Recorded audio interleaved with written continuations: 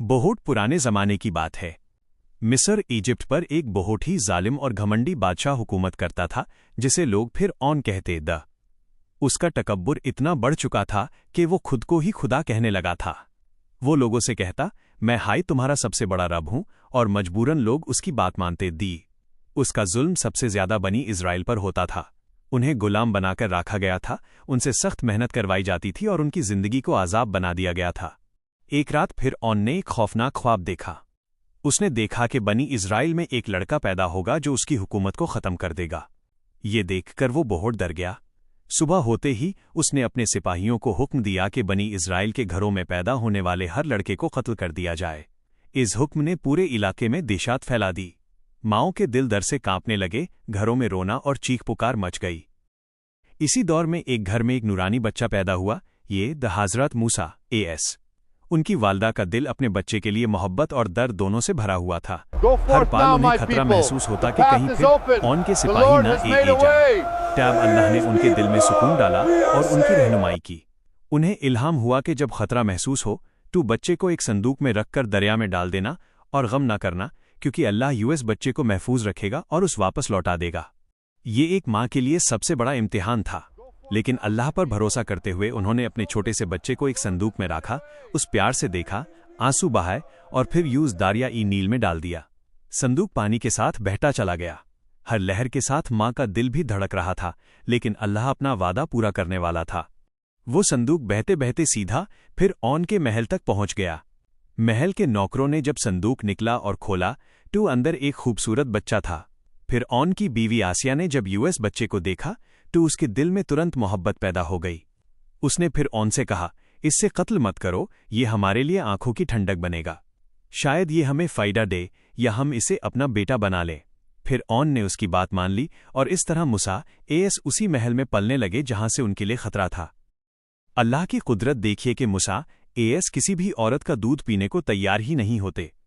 महल वाले परेशान हो गए कि बच्चा भूखा है और किसी का दूध नहीं पी रहा। तब मूसा ए.एस. की बहन, जो दूर से सब देख रही थी, आगे बढ़ी और बोली कि वो एक ऐसी औरत को जानती है जो इस बच्चे का ख्याल रख सकती है। वो औरत कोई और नहीं बल्कि मूसा ए.एस. की अपनी माँ थी। इस तरह अल्लाह ने माँ को उसका बच्चा वापस दे दिया, बिना किसी खतरे के। वक्त गुजरता गया और मूसा ए.एस. जवान हो गए। एक दिन वो शहर में जा रहे थे जब उन्होंने देखा कि एक किब्ती आदमी एक बनी इज़राइल के आदमी को मार रहा है। मूसा ए.एस. ने मजलूम की मदद के लिए किब्ती को एक जोर का मुक्का मारा, लेकिन वो आदमी मर गया। मूसा ए.एस. को तुरंत अपनी गलती का एहसास हुआ। उन्होंने अल्लाह से दुआ की, या अल्लाह, मैंने अपने आप पर जुल्म किया, मुझे माफ़ फरमा। अल्लाह ने उनकी तौबा काबूल कर ली। जब ये खबर फिर ऑन तक पहुंची तो वो मूसा ए.एस. से और भी ज्यादा नफरत करने लगा और उन्हें मारने का प्लान बनाया। एक नेक आदमी ने मूसा ए.एस. को इस साजिश के बारे में बता दिया। मूसा ए.एस. फौरन वहां से निकल गए और मद्या की तरफ रवाना हो गए। मद्या में उन्होंने देखा कि कुछ लोग अपने जानवरों को पानी पिला रहे हैं, जबकि दो लड़कियां अपने जानवरों के साथ खड़ी हैं और पानी नहीं पिला पा रही। मूसा ए.एस. ने उनकी मदद की और उनके जानवरों को पानी पिला दिया। वो लड़कियां अपने घर गईं और अपने वालिद को सब बताया।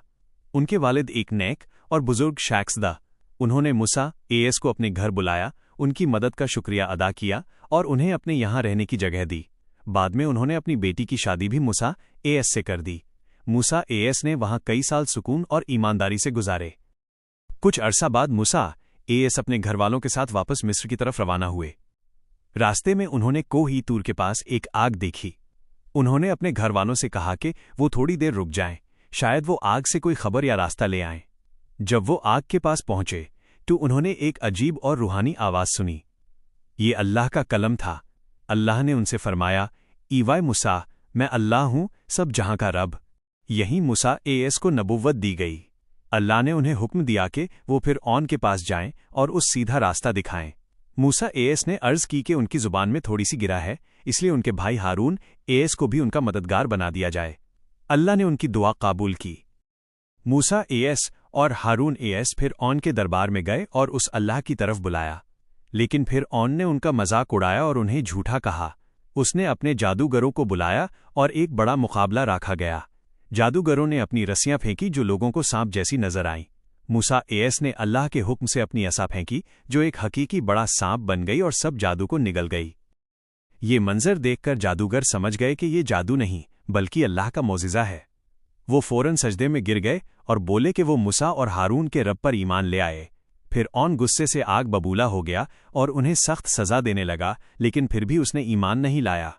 अल्लाह ने फिर ऑन और उसकी कौम पर मुख्तलिफ आज़ाब नाजिल किए, कभी तूफ़ान, कभी टिड्डी, कभी पानी का खून बन जाना।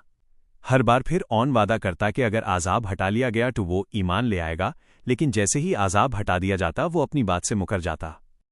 आखिर अल्लाह ने मूसा एएस को हुक्म दिया कि वो बनी इज़राइल को लेकर मिस्र से निकल जाएं। रात के अंधेरे में वो सब लोग निकल पड़े। जब फिर ऑन को पता चला तो वो अपनी फौज के साथ उनके पीछे निकल पड़ा। आगे समुंदर था और पीछे फिर ऑन की फौज।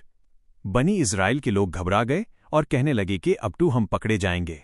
लेकिन मूसा एएस ने पूरे यकीन के साथ कहा, हरगिज़ नहीं, मेरा रब मेरे साथ है, वो ज़रूर रास्ता निकलेगा। अल्लाह ने मूसा एएस को हुक्म दिया कि अपनी असा समुंदर पर मारो।